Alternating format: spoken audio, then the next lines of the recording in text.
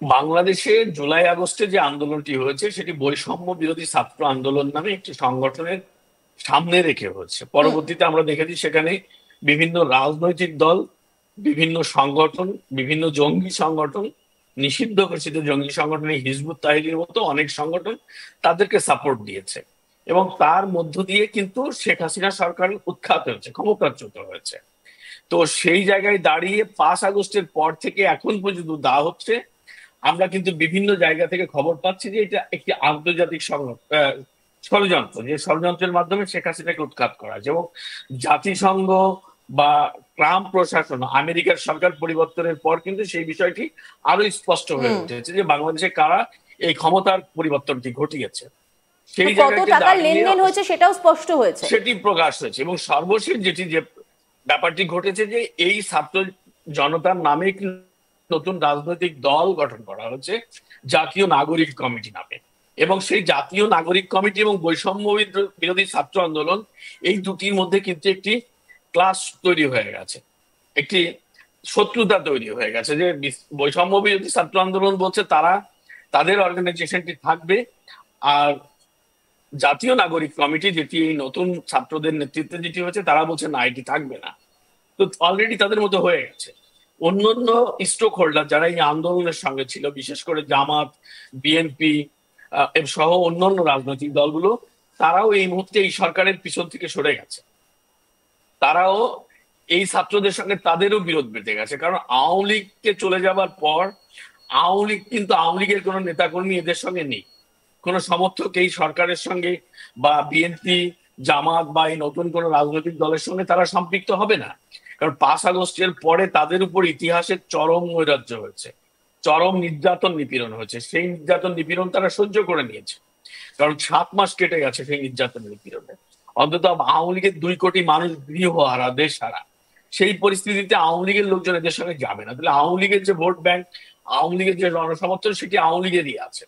নতুন করে এদের মধ্যে ভাগ বাটোয়ারা হচ্ছে। এই ভাগ বাটোয়ারা নিয়ে, এই অর্থবিত্ত নিয়ে, এই টাকা পয়সা লেনদেন নিয়ে অলরেডি তাদের মধ্যে একটা মিসআন্ডারস্ট্যান্ডিং তৈরি হয়েছে এবং কেউ কাউকে ছাড়ছে না, এটা নিয়ে কথা বলছে। যেমন বিএনপির যে ছাত্র সংগঠন, তারা প্রশ্ন তুলছে যে বাংলাদেশে আহ জামাত শিবিরের টাকা আসে কোথা থেকে। জামাত শিবির পাল্টা প্রশ্ন তুলছে যে বিএনপি ছাত্র দলের টাকা আসে কোথা থেকে। এদিকে ছাত্র আন্দোলনের যারা নতুন রাজনৈতিক দল গঠন করেছেন না, জাতীয় নাগরিক কমিটি, তাদের বিরুদ্ধে প্রশ্ন ছুড়ে দেওয়া হচ্ছে বিএনপি জামাতের পক্ষ থেকে যে এই ছাত্ররা টাকা পাচ্ছে কোথায়, এত টাকা পয়সা খরচ করে তারা রাজনৈতিক দল করছে। তাদের মধ্যে অলরেডি একটা মানে মোট কথা বুঝানির বলা যেতে একটা পারে যে একে বিরোধের অপরের জায়গা দিকে তৈরি হয়ে এমন গেছে। ভাবে এখন আঙুল তুলছে যাতে নিজেরাই কিন্তু নিজেদের মধ্যে লড়াইতে অনেক বেশি ব্যস্ত হয়ে পড়ছে। পরিস্থিতি কিভাবে সামাল দেবে সেটা একদম কিন্তু তাই, কেউ জানে না। একদম তাই, একদম তাই। এই মুহূর্তে আসলে তাদের মধ্যে যে বিরোধ, তাদের মধ্যে যে অস্থিরতা চলছে, এটি এখন মুখ্য বিষয় হয়ে দাঁড়িয়েছে। এখন কিন্তু আওয়ামী লীগ তাদের প্রতিপক্ষ ছিল সবার, তো হুম। আওয়ামী লীগ কিন্তু এখন সাইডে আছে। আওয়ামী লীগ কিন্তু মাঠে নেই, ঘরে নেই, দেশে নেই। যারা তারপরও আছে এরা পরিস্থিতি কিন্তু স্বাভাবিক করা একসঙ্গে যাচ্ছে না। আন্দোলন, কিন্তু তারা পরিস্থিতি সামাল দিতে পারছে না। আর বাংলাদেশে সুযোগ সন্ধানী একটি গোষ্ঠী, বিশেষ করে ছাত্র জনতার নামে এখন যে মব সন্ত্রাসটি হচ্ছে প্রতিদিনই। কালকে ওই বৈষম্য বিরোধী ছাত্র আন্দোলনের 14 জনকে ডাকাতির অভিযোগে ঢাকা থেকে গ্রেপ্তার করা হয়েছে। ঢাকার একটি গুরুত্বপূর্ণ থানা থেকে তাদেরকে গ্রেপ্তার করা হয়েছে। বিভিন্ন জায়গায় মামলার ঘটনা ঘটছে যে তারা বিভিন্ন রকম আহ আইন শৃঙ্খলা বিরোধী কার্যকলাপের সাথে সম্পৃক্ত হচ্ছে, তাদেরকে পুলিশ তুলে নিচ্ছে, সেনাবাহিনী অভিযান চালাচ্ছে তাদের বিরুদ্ধে। সুতরাং তাদের অবস্থাই এখন খুব খারাপ। তাদের মধ্যে একটা অনৈক্য তৈরি হয়েছে। এই ঐক্য আর মানে ঐক্য আর হওয়ার কোনো সুযোগ নেই। ইউনূস সরকার অনেক বেশি কোণঠাসা হয়ে যাচ্ছে না? যত পরিস্থিতি উত্তপ্ত হচ্ছে, যত অশান্তির খবর সামনে আসছে, তাতে তো ইউনূস সরকারই অনেকটা বেশি কোণঠাসা হয়ে যাচ্ছে। কিভাবে সামাল দেবেন?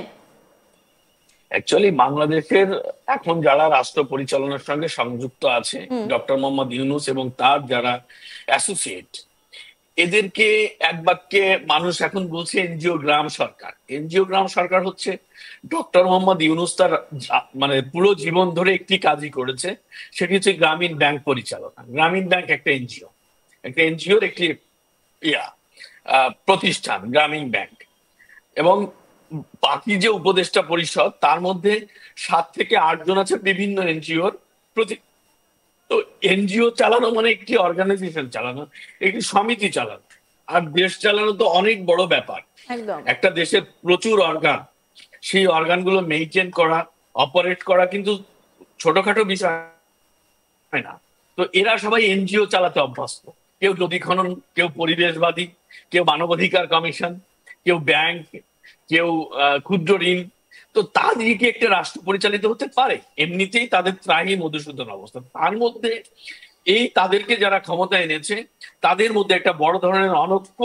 আর সেই বড় ধরনের অনৈক্যের মধ্যে সবচেয়ে বড় হুমকির জায়গা হচ্ছে জঙ্গিবাদ। সেখানে একটি জঙ্গিবাদী গোষ্ঠী ঢুকে গেছে, আর এদেরকে মদত দিচ্ছে বাংলাদেশটাকে অস্থিতিশীল পরিবেশ তৈরির জন্য, অস্থিরতার জন্য তৈরি করার জন্য মদত দিচ্ছে পাকিস্তানি গোয়েন্দা সংস্থা আইএসআই, যারা এই জুলাই আগস্টের আন্দোলনে সক্রিয় ভূমিকা রেখেছে। তাদের ইন্টারেস্ট হচ্ছে বাংলাদেশে বসে ভারতকে অশান্ত করা, এবং বিভিন্ন সময় সেই কাজটি তারা করার চেষ্টা করছে। এবং ভারতের সেনাপ্রধান কিন্তু এই ব্যাপারে একটি স্পষ্ট বক্তব্য দিয়েছেন যে বাংলাদেশে আইএসআই এর যে তৎপরতা, যে কর্মকাণ্ড, সুতরাং এই যে প্যাক্ট, আন্তর্জাতিক জঙ্গিবাদী গোষ্ঠীর একটা মোর্চা তৈরি হয়েছে বাংলাদেশে এখন। সেই মোর্চাটি বাংলাদেশকে অশান্ত করার চেষ্টা করছে, পার্শ্ববর্তী দেশ ভারতকে অশান্ত করার চেষ্টা করছে। তার যে অস্থিরতা, সেই অস্থিরতা সামাল দেওয়ার জন্য ইউনুসের যে ক্যাপাসিটি থাকার দরকার, ইউনুস গভর্নমেন্টের সেই ক্যাপাসিটি তাদের নেই। সুতরাং এই দেশটা হয় জঙ্গিবাদের দিকে ধাবিত হয়ে যাবে, অথবা গণমানুষের একটি প্রতিরোধ তৈরি হয়ে তারপর এই জঙ্গিবাদ এবং এই ইউনুস মুক্ত বাংলাদেশ গঠন হবে। আরো একটা এই মুহূর্তে কিন্তু সব থেকে প্রশ্ন যেটা জোরালো হচ্ছে, অন্তর্বর্তী সরকার, তাদের হাতে দায়িত্ব রয়েছে, সব ঠিক আছে, কিন্তু যেভাবে একের পর এক গোষ্ঠীকে নিজেদেরকে একদম সঠিক প্রমাণ করার দায়িত্ব চলছে, তাতে সব থেকে বড় যে প্রশ্নটা দানা বাঁধছে, বাংলাদেশ কার? এখন বিষয় হচ্ছে যে আমি তো একটা জিনিস পরিষ্কার করেছি যে বাংলাদেশের মুক্তিযুদ্ধ একটি স্বাধীন রাষ্ট্র প্রতিষ্ঠিত হয়েছে একটি গোষ্ঠী, মানে একটি ধর্ম বা একটি চেতনার ভিত্তিতে না। এটি হয়েছে শুধুমাত্র বাঙালি অনার ভিত্তিতে একটি রাষ্ট্র প্রতিষ্ঠিত হয়েছে, মানে কোনো ধর্মীয় চেতনার ভিত্তিতে একটি রাষ্ট্র না। এই রাষ্ট্রটি প্রতিষ্ঠিত হয়েছে একটি বাঙালি চেতনার ভিত্তিতে, ভাষাভাষী মানুষের চেতনার ভিত্তিতে। সেইখানে দাঁড়িয়ে এখানে যারা আজকে জঙ্গিপানা করছে, সেই সংখ্যাটি কোনোভাবেই মানে 10%-এর উপরে না, এরা 10%-এর নিচে। তো আরো 90% মানুষ যারা বাংলাদেশে বাস করে, তারা কোনোভাবেই এই দেশটি জঙ্গি রাষ্ট্র হিসেবে দেখতে চায় না। কিন্তু ক্ষমতার অভ্যন্তরে ঢুকে গেছে এই জঙ্গিবাদী গোষ্ঠী, এবং তাদেরকে আন্তর্জাতিক পর্যায়ে জঙ্গিবাদীরা মানে ইন্ধন দিচ্ছে। বিশেষ করে পাকিস্তানি আইএসআই, তারা তাদের সর্বোচ্চ শক্তি নিয়ে বাংলাদেশের অভ্যন্তরে প্রবেশ করেছে। তো এই মুহূর্তে বাংলাদেশটা পাকিস্তানের দখলে, এটা নিয়ে কোনো ডাউট নেই। আমি এখানে স্পষ্ট করে বলতে চাই যে পাকিস্তান আইএসআই কিন্তু বাংলাদেশটাকে এখন অপারেট করছে তাদের মতো করে।